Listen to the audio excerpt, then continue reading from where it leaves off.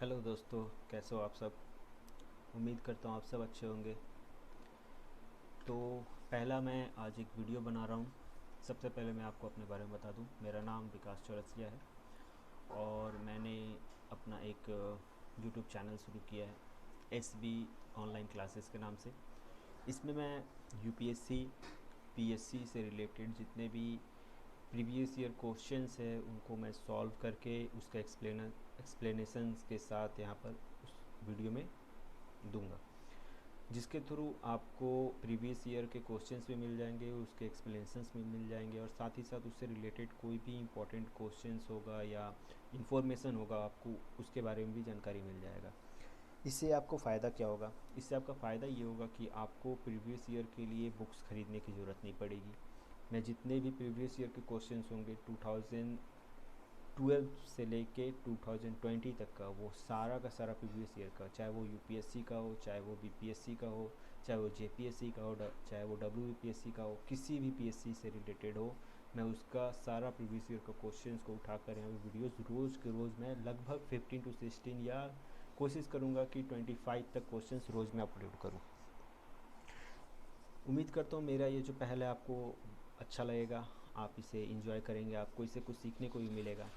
आपसे मैं ये नहीं कहूँगा कि आप मेरे चैनल को सब्सक्राइब करो या लाइक करो, कुछ भी नहीं, बस आप लोग सीखो जितना ज़्यादा हो सके और हो सके, और अगर हो सके तो मेरा अगर कुछ भी मैं जो भी बताऊँगा उसमें कुछ गलत बोल देता हूँ या कोई गलत इन्फॉर्मेशन मेरे मुंह से निकल जाता है तो आप प्लीज़ मुझे कमेंट बॉक्स में बता दीजिए कि मैंने कहाँ गलती किया है, ताकि मैं भी जान सकूँ कि मेरी गलती कहाँ हो रही है।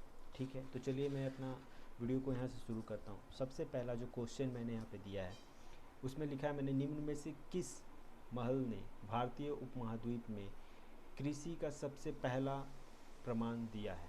यानी इसको इंग्लिश में अगर बोलूँ तो which among the following place has given the earliest evidence of agriculture in Indian सब कॉन्टिनेंट। इसका ऑप्शंस दिया गया है प्रतापगढ़, मेहरगढ़, क्वेता, कलात। इसका जो आंसर होगा वो होगा ऑप्शन बी यानी मेहरगढ़। यहाँ पे एक पिक्चर में मैंने दिखाया मेहरगढ़ के बारे में कि ये जो आपको खुदाई किया हुआ ये जो सेटलमेंट दिख रहा है ये मेहरगढ़ का प्लेस है। मेहरगढ़ एक्चुअली में ये पाकिस्तान में है आपका, ठीक है, पाकिस्तान के बलूचिस्तान शहर में ये पड़ता है। इसका जो साक्ष्य मिला था ये 7000 BC ही मिला था। यहाँ पर आपको गेहूँ और जौ का साक्ष्य मिला था।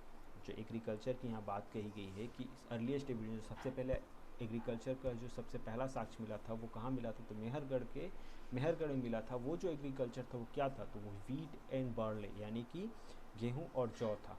ठीक है, आगे बढ़ता हूँ। दूसरा जो क्वेश्चन है वो है बोगजकोई महत्वपूर्ण है क्योंकि। Boghazkoi is important because. सबसे पहले तो मैं आपको ये बता दूं कि बोगजकोई एक प्लेस है। ठीक है, अब ऑप्शंस को पहले समझ लीजिए, जान लीजिए, उसके बाद में इसके बारे में कुछ और आपको इन्फॉर्मेशन दूंगा। पहला ऑप्शन है it is known as a significant trading centre between central Asia and Tibet. इसके बारे में हिंदी में भी मैंने यहाँ लिख दिया है, आप उसे ही पढ़ सकते हैं। पहला ऑप्शन क्या है इसमें, इसे मध्य एशिया और तिब्बत के बीच एक महत्वपूर्ण व्यापारिक केंद्र के रूप में जाना जाता है। ऑप्शन बी है वेदों का मूल पाठ वहीं रचा गया था। ऑप्शन सी है यहाँ मिले शिलालेखों में वैदिक देवी देवताओं के नामों का उल्लेख है। और ऑप्शन डी है उपयुक्त में से कोई नहीं। तो इसका सही आंसर जो होगा वो होगा ऑप्शन सी। ठीक है, ऑप्शन सी। अब ऑप्शन सी क्यों होगा, अब इसके बारे में जान लीजिए। सबसे पहली बात, बोर्जोकोई जो है ये एक टर्की जो प्लेस है वहाँ पर ये एक सिटी है। उस जगह में जब 1400 BC में जब खोज हुई तो मालूम पड़ा कि वहाँ पर कुछ जो एविडेंस मिले थे उसमें जो इंडस वैली सिविलाइजेशन के जो देवी देवता थे, जो ऋग्वैदिक काल के जो देवी देवता थे उनका नामों का उल्लेख वहाँ किया गया था। लाइक इंद्रदेव, शिव, सूर्य, इन लोगों का नाम वहाँ पे उल्लेखित किया गया था, इसलिए ये इम्पोर्टेंट हो जाता है। ठीक है, अच्छा यहाँ पे कुछ इन्फॉर्मेशन मैंने यहाँ दे दिया है। आप जब वर्ल्ड मैप निकालिएगा तो वर्ल्ड मैप में आपको जो यूरोप है, यूरोप के थोड़ा नीचे देखिएगा टर्की है। यहाँ पर टर्की में आप देखिएगा ये जो रेड स्पॉट है ना, यहाँ पे बंगोज लिखा होगा। बंगोज के पास में ही बंगोजकोई नाम का एक जगह है जहाँ पे इसका खोज हुआ था, सिटी है ये, ठीक है। अच्छा, क्वेश्चन 3 में आते हैं। क्वेश्चन 3 है, सिंधु घाटी सभ्यता के बारे में निम्नलिखित में से कौन सा स्थान सही है। यानी कि इंडस वैली सिविलाइजेशन का बारे में यहाँ पे कुछ ऑप्शंस, 4 ऑप्शन दिए गए, आपको बताना है इनमें से कौन सा ऑप्शन सही है, करेक्ट है।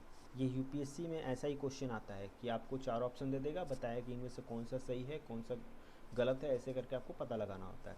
तो यहाँ 4 ऑप्शंस हैं। कौन कौन सा ऑप्शंस है मैं पढ़ लेता हूँ पहले। पहला ऑप्शन है, मैं हिंदी में पढ़ रहा हूँ, हड़प्पा और मोहनजोदाड़ो दोनों रावी नदी के तट पर स्थित है। रावी नदी को इरावती भी बोला जाता है, ठीक है, याद रखिएगा। दूसरा ऑप्शन है, चून्हादाड़ो और कालीबंगा दोनों वर्तमान राजस्थान की सीमाओं के भीतर स्थित थे, ठीक है। ऑप्शन सी है, सुतका गेंडोर और डोलावीरा दोनों गुजरात के कच्छ क्षेत्र में स्थित हैं। और ऑप्शन डी है, लोथाल स्थल जो है वो नर्मदा नदी के तट पर स्थित है। इसका सही आंसर होगा ऑप्शन सी, यानी कि both Sutkagen Dor and Dholavira are located in the Kutch region of Gujarat, ठीक है, ये इसका आंसर सही होगा। अब इसके बारे में थोड़ा सा जानकारी आपको मैं देता हूँ। जैसे हड़प्पा और मोहनजोदाड़ो, ये जो पहला जो ऑप्शन था ये गलत क्यों हुआ, रीज़न इसका पीछे क्या है, तो आपको इसको समझना हो कि हड़प्पा और मोहनजोदाड़ो, इसमें जो बोला गया है कि रावी नदी के पास स्थित था, तो नहीं, ये अगर गलत है तो जाहिर सी बात है कि हड़प्पा कहीं और किसी और रिवर के किनारे स्थित होगा, मोहनजोदाड़ो किसी और नदी के किनारे स्थित होगा। तो कैसे, तो पहले आपको उसके बारे में पढ़ेंगे तो आपको मालूम पड़ेगा कि हड़प्पा जो है वो रावी नदी के किनारे स्थित था और मोहनजोदाड़ो जो था ये सिंधु नदी के किनारे स्थित था, इसीलिए पहला ऑप्शन गलत हो जाएगा, ठीक है। ऑप्शन बी, इसको भी देखिए, चान्होदाड़ो और कालीबंगा ये दोनों जो है यहाँ बोला है राजस्थान में स्थित है, इनका जो बाउंड्री है वो आपका राजस्थान में स्थित है, जबकि ये गलत है, ठीक है। तो कहाँ पे होगा, तो देखिए चान्होदाड़ो जो है ये आपका पाकिस्तान का एक जगह था जिसको बोलते थे सांध करके एक जगह है, वहाँ पे ये स्थित था। और कालीबंगा जो है ये राजस्थान में स्थित था, इसीलिए दोनों तो राजस्थान में नहीं स्थित है, इसीलिए ये भी गलत हो जाएगा। नेक्स्ट जो है सी, बोथ सुतका गेंडोर और डोलावीरा ये दोनों कच्छ में स्थित है, इसलिए ये सही हो गया। और डी जो है, डी में लोथाल जो है ये नर्मदा रिवर के किनारे स्थित नहीं है, ये कहाँ था, भोगवा नदी के किनारे स्थित है, इसीलिए ये भी गलत हो गया, ठीक है। अब आते हैं 4 नंबर क्वेश्चन के ऊपर। तो what were the 2 assemblies during the early Vedic period, कौन कौन सा था, मतलब प्रारंभिक वैदिक काल में 2 सभाएं कौन सी थी, आपको इसमें बताना है। तो देखिए ऑप्शंस दिया है, Samiti Sabha, Samiti and Sangam and both A and B. तो इसका जो आंसर होगा डी, यानी कि बोथ ए एंड बी, यानी समिति एंड सभा दोनों होता था, 2 असेंबलीज होती थी, समिति एंड सभा। अब देखिए एग्जाम में जब इसका ऐसा क्वेश्चन आएगा तो आप इस ऑप्शंस को देख के भी आप समझ सकते हैं। यहाँ पे क्या लिखा था, व्हाट वेयर द 2 असेंबलीज, यहाँ 2 असेंबली का बात किया गया ना, तो यहाँ पे देखिए पहला ऑप्शन में एक ही असेंबली का नाम दिया है, तो पहला तो सिर्फ होगा नहीं। बी में भी एक ही असेंबली का नाम दिया, तो ये भी होगा नहीं। सी, समिति एंड संगम, तो ये हो सकता है। और D, both A and B, यानी ए और बी दोनों, इसमें भी 2 समिति का नाम दिया, तो ये भी हो सकता है। मतलब ऑप्शन अगर मैं 50-50 करूँ तो ए एंड बी हट जाएगा, सी एंड डी बचेगा। अगर किसी को कंफर्म नहीं मालूम है तो 50-50 करके सी और डी में से भी लगा सकता है, जिसमें से उसका 50% चांस हो जाएगा सही होने का। बट जिसको मालूम होगा, कंफर्म होगा, वो क्या लगाएगा, ऑप्शन डी, यानी बोथ ए एंड बी, समिति एंड सभा, ठीक है। अब आगे बढ़ते हैं 5 नंबर क्वेश्चन के पास। Sorry, which of the following clearly defines Mitakshara. अब यहाँ पे बोला है निम्नलिखित में से कौन मिताक्षरा को स्पष्ट रूप से प्रभाषित करता है। मिताक्षरा होता क्या है, अब यहाँ पे हम ये जानते हैं। एक्चुअली में मिताक्षरा जो है ये एक क्या बोले इसमें, एक लॉ है, लॉ मतलब कानून है, ठीक है। तो यहाँ ऑप्शंस को देखिए, मैं ऑप्शंस को देख के आपको आंसर बता देता हूँ।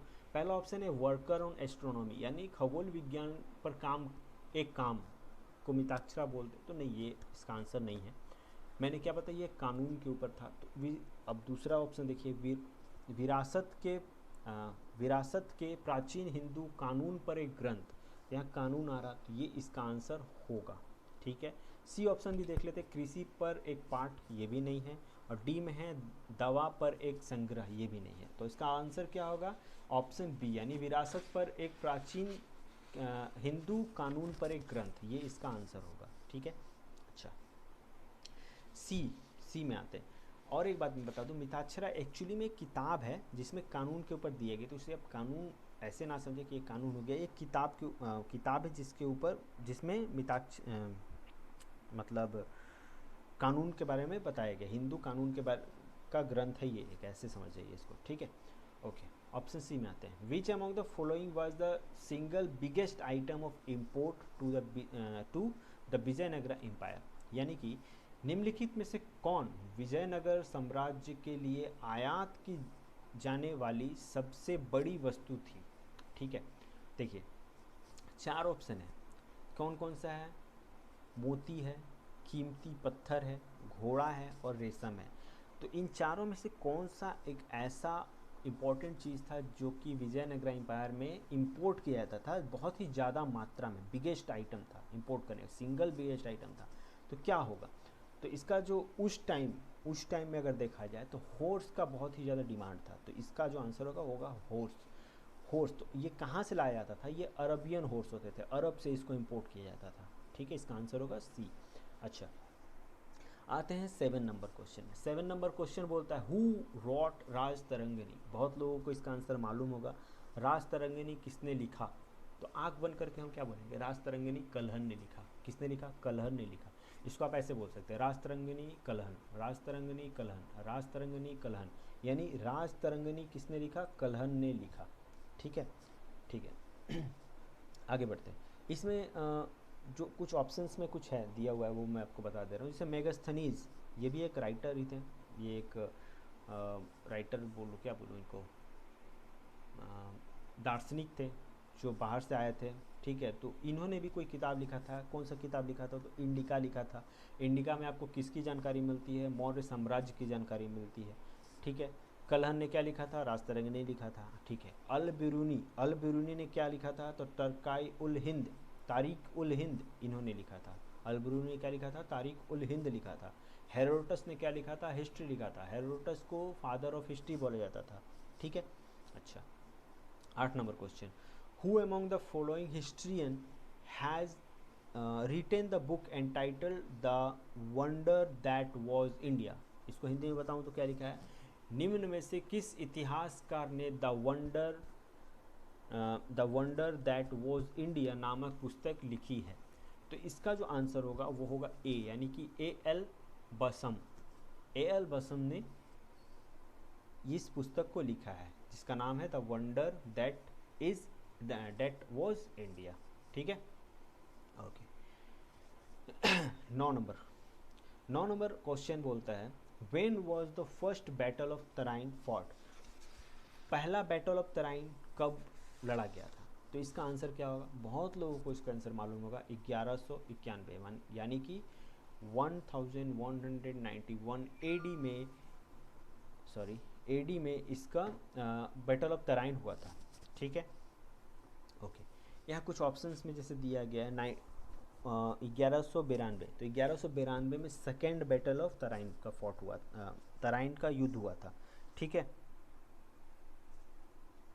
Okay next option question 10, who among the following build the Alai Darwaza. Alai दरवाज़ा किसने बनवाया था। तो इसका आंसर क्या होगा, अलाउद्दीन खिलजी ने बनवाया था। देखिए इसको याद करने का एक इजी सा ट्रिक है, अलाई दरवाज़ा लिखा ना, ALA, देखिए यहाँ पे अलाउद्दीन का ALA, ये 3 लेटर ले लीजिए। ठीक है, तो इससे भी आप जान जाइए अलाई दरवाज़ा किसने बताया, अलाउद्दीन खिलजी ने बनाया था। ये याद करने का एक तरीका भी हो सकता है। ठीक है, अच्छा अलाउद्दीन खिलजी से रिलेटेड एक और क्वेश्चन है कि the commander of Alauddin Khilji force during the Deccan campaign, Deccan का जो अभियान था उसके दौरान अलाउद्दीन खिलजी का सेनापति कौन था। ठीक है, तो इसका आंसर बहुत ही ईजी है, मलिक गफूर। ठीक है, मलिक गफूर। इसको याद करने का सबसे इजी तरीका क्या है मैं बता देता हूँ। बहुत लोगों ने पद्मावत मूवी देखा होगा, है ना, तो पद्मावत मूवी में रणवीर सिंह जो कि अलाउद्दीन खिलजी बने थे, उनका जो साथी था, जो उनको युद्ध में उनको सेनापति का जो काम करता था, वो उसका नाम क्या था? मलिक गफूर था। तो इससे भी आप याद रख सकते हैं कि मलिक गफूर इसका आंसर होगा। ठीक है। अच्छा, 12 नंबर जो क्वेश्चन है उसमें बोला है in which of the following year Akbar build Ibadat Khana. Akbar ने इबादत खाना कब बनवाया था, उसका निर्माण कब करवाया था? तो इसका आंसर होगा 1575 एडी। बहुत ही जी, 1575 एडी में अकबर ने इबादत खाना का निर्माण करवाया था। ठीक है। अच्छा एक मिनट, मैं एक चीज़ आपको बताना भूल गया। यहाँ पे अलाउद्दीन खिलजी ने जो अलकाई दरवाज़ा बनाया था, आपको मालूम है अलकाई दरवाज़ा है क्या एक्चुअली में? अलकाई दरवाज़ा न्यू दिल्ली में है। कुतुब मीनार जो है ना, कुतुब मीनार में जब उसको देखने के लिए जो एंट्री करते हो, जो दरवाज़ा है, जो एंट्रांस है, वो एंट्रांस गेटवे जो है उसी को अलकाई दरवाज़ा बोला जाता है। ठीक है, तो ये आपको याद रखना है। यहाँ पे इबादत खाना का बात किया मैंने, तो इबादत खाना कब बनाया था, निर्माण करवाया था अकबर ने? तो 1575 में। इबादत खाना है क्या? तो इबादत खाना एक ऐसा मतलब रूम बनाया गया था, या ऐसा एक प्लेस बनाया गया था जहाँ पर अकबर ने कहा था कि कोई भी धर्म का, कोई भी रिलीजन का आदमी, या हिंदू हो या मुस्लिम हो, वहाँ पर जाके अपना हिसाब से इबादत कर सकता है। ठीक है, खुदा अल्लाह भगवान जिसको भी मानता है वो उसका इबादत कर सकता है। तो उसी का नाम उसने इबादत खाना रखा था। ठीक है। अच्छा 13 नंबर क्वेश्चन में जाए तो काबुलियत एंड पट्टा, ये जो दो इंस्ट्रूमेंट है, इसका सेटलमेंट, ये इसका इंट्रोड्यूस किसने करवाया था? काबुलियत और पट्टा को किसने इंट्रोड्यूस करवाया था? तो इसका आंसर होगा शेरशाह ने इंट्रोड्यूस करवाया था। ठीक है, बहुत ईजी था। 10 नंबर क्वेश्चन है the east India sorry the English establish the first factory in India. जो ब्रिटिश लोग जो थे, जो अंग्रेज़ थे, वो भारत में अपना सबसे पहला फैक्ट्री कहाँ पर स्थापित किया था? तो इसका आंसर होगा सूरत। उन्होंने सूरत में अपना पहला फैक्ट्री स्थापित किया था। देखिए अभी मैं जो ये आपको MCQ बेस्ड आपको मैं समझा रहा हूँ, मैं धीरे धीरे करके जब MCQ 100 तक पहुँच जाएगा उसके बाद में एक सीरीज़ निकालूंगा, यानी कि जिसमें मैं आपको पहले हिस्ट्री का, एंशियंट हिस्ट्री, फिर मिडाइवल, फिर मॉडर्न, इस तरह करके मैं सीरियल वाइज आपको उसमें बताता जाऊंगा। उसमें मैं कहानी के तौर पे उसको मैं समझा दूंगा। ठीक है, तब तक के लिए MCQ से आप रोज़ आप प्रैक्टिस करिएगा, आपको याद होता रहेगा। ठीक है। 50 नंबर क्वेश्चन है in reference to Mughal period revenue collection system zabti means. Mughal काल की राजस्व वसूली व्यवस्था के संदर्भ में जब्ती का अर्थ है, जब्ती का मतलब क्या होता था मुगल काल के समय में? तो यहाँ ऑप्शंस दिया है, उसको आप पहले पढ़िए क्या लिखा है, हिंदी में पढ़िए क्या लिखा है। हिंदी में क्या है? अनुमान पहला। दूसरा क्या है? प्रति इकाई क्षेत्र उपज। दूसरा क्या है? फसलों की उपज के आधार पर। और चौथा क्या है? कुल उपज का 1/3। अब जब्ती का मतलब क्या होता है इसको समझिए। जब्ती का मतलब होता है प्रति इकाई क्षेत्र उपज, इसको बोलते हैं जब्ती। ठीक है, प्रति इकाई क्षेत्र जो है उसका उपज जो है उसको जब्ती बोला जाता था। ठीक है, इस तरह से इसको आप याद करिएगा। कोई पूछेगा जब्ती क्या था, जब्ती को क्या ऑप्शन में दिया रहेगा तो लिख दीजिएगा यार्ड पर यूनिट एरिया। ठीक है, यार्ड पर यूनिट एरिया को जब्ती बोला जाता था। हिंदी में क्या बोलेंगे? प्रति इकाई क्षेत्र उपज बोला जाता था। ठीक है।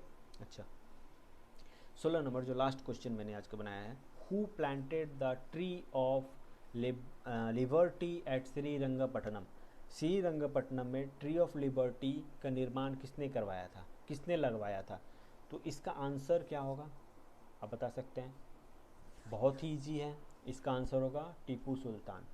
टीपू सुल्तान ने ट्री ऑफ लिबर्टी का लगवाया था। कहाँ लगवाया था? श्रीरंगपट्टनम में लगवाया था। ठीक है, तो ये मैंने आज टोटल 16 क्वेश्चंस को यहाँ पे एक्सप्लेन किया है, ज़्यादा नहीं, बहुत ही थोड़ा है। ये मेरा फर्स्ट वीडियो इसीलिए मैं इसमें ज़्यादा कुछ नहीं बता पाया। मैं धीरे धीरे करके इसको और एक्सपेंड करूँगा। उम्मीद करता हूँ आपको मेरा ये वीडियो अच्छा लगा होगा। ठीक है, अगर कुछ भी मैंने इसमें गलत बोला हो, कुछ भी अगर मतलब होता है जल्दी जल्दी बोलने में कुछ गलत निकल जाता है, कोई गलत इन्फॉर्मेशन भी निकल सकता है, तो आप प्लीज़ मुझे कमेंट बॉक्स में बता दीजिएगा कि कहाँ पे गलती हो गया था। ठीक है, तो आज के लिए बस इतना ही। Thank you so much and good night.